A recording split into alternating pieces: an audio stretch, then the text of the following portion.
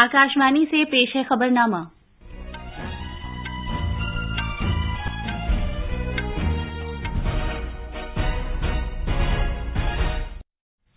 आदाब। खबरनामे के साथ मैं आसिया मैमूना। पहले इस वक्त की अहम खबरें। वजीर आजम नरेंद्र मोदी आज कर्नाटक में मांड्या और हुबली धारवाड़ का दौरा करेंगे और 16,000 करोड़ रुपए के प्रोजेक्टों का आगाज करेंगे। पार्लियामेंट के बजट इजलास का दूसरा मरहला कल से शुरू होगा। इन्फोर्समेंट डायरेक्टोरेट ने तेलंगाना के वजीर आला के चंद्रशेखर राव की बेटी के कविता सिंह से दिल्ली आबकारी पॉलिसी मामले में पूछताछ की है। आज मध्य प्रदेश के शहर भोपाल में मुल्क भर के दिव्यांग सनतकारों की दस्तकारी और मसनूआत की नुमाइश के लिए दिव्या कला मेला शुरू हो रहा है। इंडोनेशिया के माउंट मैरापी में आतिशफिशां फट गया है और राख कई गांव में फैल गई है। और क्रिकेट में खवातीन के प्रीमियर लीग में दिल्ली कैपिटल्स ने नवी मुंबई में गुजरात जायंट्स को 10 विकेट से शिकस्त दी।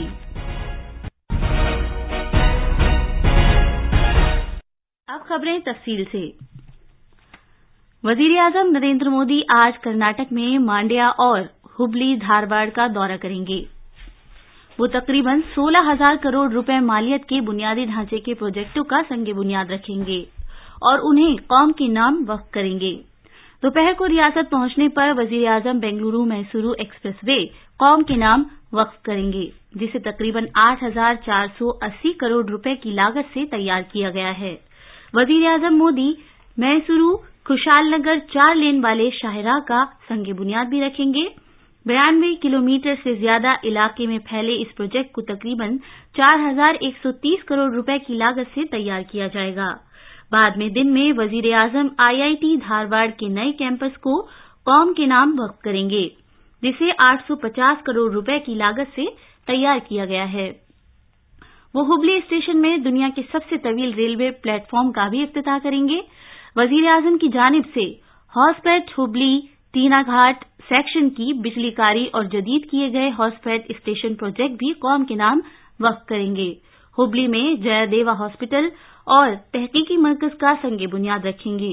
520 करोड़ रुपए मालियत के मुख्तलिफ प्रोजेक्टों का इफ्तिताह भी किया जाएगा और जिसे हुबली धारवाड़ के 2 शहरों में स्मार्ट सिटी प्रोग्राम के तहत शुरू किया गया है। जल जीवन मिशन के तहत धारवाड़ कसीर विलेज वाटर सप्लाई स्कीम शुरू की जाएगी और वजीर आजम तुपरी हल्ला से सैलाब से होने वाले नुकसान के कंट्रोल से मुतालिक प्रोजेक्ट के लिए भी संग बुनियाद रखेंगे। मजीद तफसील हमारे नामानिगार से। कर्नाटक में आज वजीर आजम की जानिब से शुरू किए गए प्रोजेक्ट्स इन खित्तों में अवाम की मेयार जिंदगी को बेहतर बनाएंगे और इनसे तालीमी और बुनियादी ढांचे की तरक्की में इजाफा होगा। बेंगलुरु मैसूरू एक्सप्रेस वे सफर के औकात कम हो जाएंगे। मैसूरू और खुशहाल नगर के लिए बेहतर कनेक्टिविटी से सियाहत को मदद मिलेगी।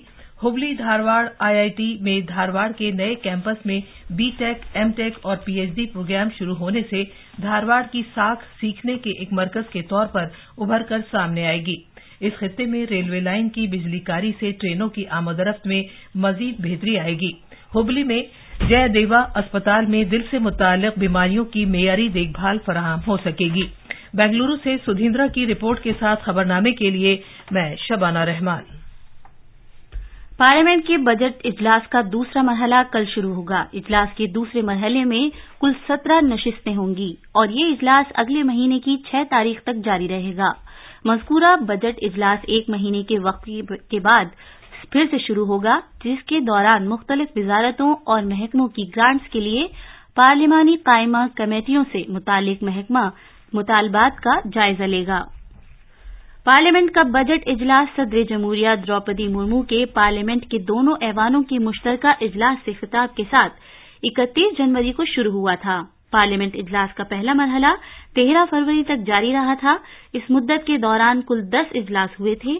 पहले मरहले के दौरान सदर जमहूरिया के खुतबे और मरकजी बजट 2023-24 पर शुक्रिया की तहरीक के साथ बहस मुबाहिसे हुए थे। भारत राष्ट्र समिति BRS MLC कलवा कुंतला कविता से जो तेलंगाना के वजीर आला चंद्रशेखर राव की बेटी हैं, कल दिल्ली आबकारी मामले में इन्फोर्समेंट डायरेक्टोरेट ने पूछताछ की है। ईडी इस मामले में मुबैना मनी लॉन्ड्रिंग के सिलसिले में पूछताछ कर रही है।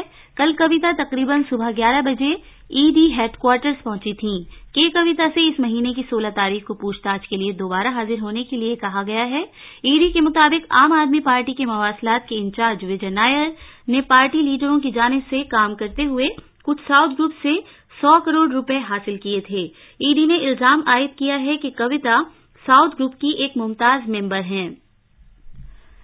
एनफोर्समेंट डायरेक्टोरेट ने कल रेलवे की जमीन के एवज रोजगार घपले में दिल्ली, एनसीआर, पटना, मुंबई और रांची में 24 मकामात पर तलाशी की कार्रवाइयां अंजाम दी। एजेंसी के मुताबिक तलाशी की कार्रवाइयों के दौरान ईडी ने बिला हिसाब किताब वाले 1 करोड़ रुपए नकद, गैर मुल्की करेंसी नीज 1900 अमरीकी डॉलर, 540 ग्राम सोने के बिस्किट और 1 करोड़ 25 लाख रुपए की मालियत के 1.5 किलोग्राम से ज्यादा सोने के जेवरात बरामद किए। इसमें जायदाद के मुख्तलिफ दस्तावेजात समेत काबिले एतराज दीगर दस्तावेजात भी बरामद की। इन्फोर्समेंट डायरेक्टोरेट ने सीनियर एनसीपी लीडर और एमएलए हसन मुशर्रफ को तलब किया है। उन्हें और दीगर को उनके खिलाफ की जा रही मनी लॉन्ड्रिंग तहकीकात के सिलसिले में पूछताछ के लिए तलब किया गया है। हुक्काम के मुताबिक महाराष्ट्र के साबिक वजीर से अगले हफ्ते मुंबई में वफाकी तहकीकाती एजेंसी के सामने पेश होने के लिए कहा गया है, ताकि मनी लॉन्ड्रिंग एक्ट की रोकथाम के कानून पीएमएलए के तहत उनका बयान रिकॉर्ड किया जा सके। ईडी ने कल कोल्हापुर जिले में कगाल के मकाम पर वाक़ हसन मुशर्रफ की रिहाइशगाह पर छापा मारा था। पिछले 1.5 महीने में इस तरह की ये दूसरी कार्रवाई है। मनी लॉन्ड्रिंग का ये मामला रियासत में कुछ चीनी मिलों के काम करने में मुबैना बेज़ाब्तियों के से मुतालिक तहकीकात के सिलसिले में है, जिसमें सार सेनापति Santaji Ghorpade sugar factory limited समेत मुशर्रफ और उनके 3 बेटे मुलव्विस हैं। बीजेपी ने जज्बाती कार्ड या विक्टिम कार्ड खेलने के लिए उन इलाकाई सियासी पार्टियों को तनकीद का निशाना बनाया है जिन्हें मरकजी एजेंसियों की जानिब से तफ्तीश का सामना है। कल नई दिल्ली में एक प्रेस कॉन्फ्रेंस से खिताब करते हुए पार्टी के कौमी तर्जुमान गौरव भाटिया ने कहा कि दिल्ली की साबिक नायब वजीर आला मनीष सिसोदिया जेल में हैं, जबकि इन्फोर्समेंट डायरेक्टोरेट की जानिब से कविता से पूछताछ की जा रही है। ये खबरनामा आकाशवाणी से नश्र किया जा रहा है। समाजी इंसाफ और तफवीज़े इख्तियारात की वजारत आज से मध्य प्रदेश के शहर भोपाल में मुल्क भर के दिव्यांग सनतकारों की कारीगरी और मसनूआत की नुमाइश के लिए एक मुनफरिद प्रोग्राम दिव्या कला मेला मुनाकिद करेगी। गवर्नर मंगू भाई पटेल और समाजी इंसाफ और तफवीज़े इख्तियारात के मरकजी वजीर डॉक्टर वीरेंद्र कुमार और वजीर मुमलिकत कुमारी प्रतिमा भौमिक इस मेले का इफ्तिताह करेंगी। मजीद तफसील हमारे नामानिगार से। 21 रियासतों और मरकज के ज़ेरे इंतजाम इलाकों के तकरीबन 150 दिव्यांग दस्तकार और सनतकार इस दिव्यांग मेले में हिस्सा ले रहे हैं। होम डेकोर, लाइफस्टाइल, कपड़े, स्टेशनरी, माहौलियात दोस्त अशिया, पैकेट खाने, खिलौने, तहाइफ, जाती साजो सामान, जेवरात, बैग्स, नामियाती अशिया वगैरह मेले में दस्तयाब होंगी। दिव्यांग और दीगर दस्तकार मेले के दौरान सकाफती प्रोग्राम भी पेश करेंगे। दिल्ली और मुंबई के बाद पहली मर्तबा ये दिव्यांग मेला मध्य प्रदेश में मुनक़िद किया जा रहा है। भोपाल से संजीव शर्मा की रिपोर्ट के साथ खबरनामे के लिए हुसैन अख्तर। सीनियर बीजेपी रहनुमा और मरकजी वजीर दाखिला अमित शाह आज सहपहर रियासत के एक रोजा दौरे पर केरला पहुंचेंगे। पेश है हमारे नामानिगार की ये रिपोर्ट। जनाब शाह जो कोची बैनुल अक़वामी हवाई अड्डे पर पहुंचेंगे और फिर थ्रेश्वर के लिए रवाना हो जाएंगे, जहां वो रियासत कोची के साबिक़ हुक्मरान शकरथन तैंपरियोन का महल का दौरा करेंगे। वो शकरथन तैंपरियोन की समाधि पर गुलहाए अक़ीदत भी पेश करेंगे। सीनियर बीजेपी रहनुमा का बीजेपी पार्लिमानी हल्के के ओहदेदारों के साथ मीटिंग में शिरकत करने का भी प्रोग्राम है। वो थ्रेश्वर में वरकुमनाथन मंदिर के भी दर्शन करेंगे और नई दिल्ली वापस लौटने से पहले थिंकेथन केडेन मैदान में एक अवामी जलसे से भी खिताब करेंगे। कोची से खबरनामे के लिए राजमोहन की रिपोर्ट के साथ मैं शबाना रहमान। मरकज ने तमाम रियासतों और मरकज के जेर इंतजाम इलाकों को मुल्क की कुछ रियासतों और मरकज के जेर इंतजाम इलाकों में इन्फ्लुएंजा जैसी बीमारी और सांस लेने में इंतहाई परेशानी जैसी बीमारी के उभरते हुए रुझान के सिलसिले में एक खत लिखा है। सेहत के मरकजी सेक्रेटरी राजेश भूषण ने इस खत में उनसे कहा है कि वो इन्फ्लुएंजा जैसी बीमारियां सांस लेने में इंतहाई परेशानी के मामलात की मरबूत निगरानी के लिए कार्रवाई से मुतालिक रहनुमा खतूत पर अमल करें। इत्तलात और नशरियात के वजीर अनुराग सिंह ठाकुर ने बीबीसी स्टार एंकर गैरी लाइनेकर की सोशल मीडिया कार्रवाई के लिए बीबीसी से उनकी मुअत्तली पर सवालात उठाए हैं। सिलसिलेवार ट्वीट में जनाब ठाकुर ने कहा है कि ये देखना एक और दिलचस्प बात होगी कि बीबीसी ने अपने एंकर को मुअत्तल कर दिया है जो अपने सहाफती मकसद और आजादी के बारे में बुलंद दावे करता रहा है। इंडोनेशिया के माउंट मेरापी में आज आतिशफशां फटा है। ये दुनिया का एक ऐसा आतिशफशां है जो अक्सर व बेशतर फटता रहता है। क्रेटर के नजदीक इस आतिशफशां के फटने से कई गांवों में राख और धुआं छा गया है। आतिशफशां जावा जजीरे पर वाक़ है। ये इंडोनेशिया की सकाफती राजधानी योग्याकार्टा के नजदीक है। नेशनल डिजास्टर मैनेजमेंट एजेंसी के तर्जुमान अब्दुल मुहारी ने कहा है कि मेरापी के आतिशफशां का मुशाहिदा करने वाले महकमे ने अंदाजा लगाया है कि राख 9,600 फुट की बुलंदी तक पहुंच सकती है।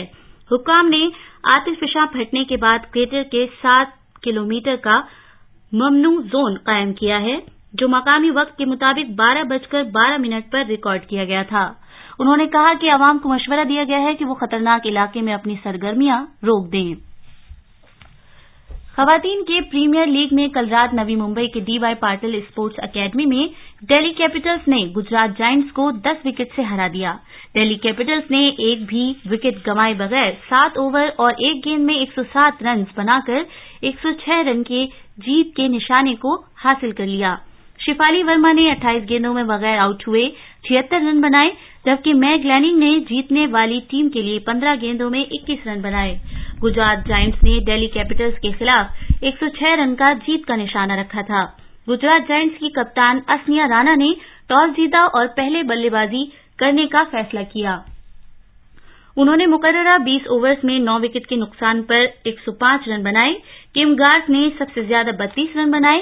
दिल्ली कैपिटल्स के लिए मैरिजानी कैप ने 5 विकेट जबकि शेखा पांडे ने 3 विकेट लिए।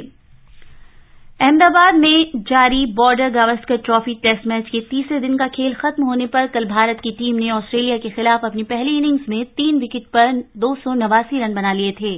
मेजबान टीम ने कल कोई खिलाड़ी आउट हुए बगैर 36 रन के स्कोर से आगे खेलना शुरू किया था। शुभमन गिल ने सबसे ज्यादा 128 रन, विराट कोहली ने 59 रन बनाए और रविंद्र जडेजा 16 रन पर खेल रहे हैं। भारत अभी 191 रन से पीछे है। जुमे को खेल के दूसरे ऑस्ट्रेलिया की पूरी टीम 480 रन बनाकर आउट हो गई थी। ये थी खबरें। अब अखबारात के आईने के साथ हैं शबाना रहमान। शुक्रिया आसिया।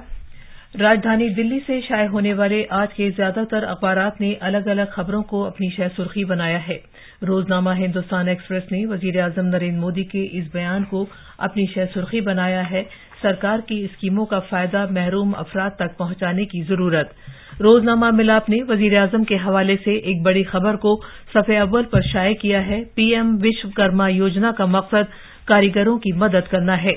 रोजनामा अखबार मशरक ने यूजीसी की जानिब से सीयूईटी ऑनलाइन दरख्वास्त की आखिरी तारीख में तौसी करके 30 मार्च करने की खबर को नुमाया तौर पर पेश किया है।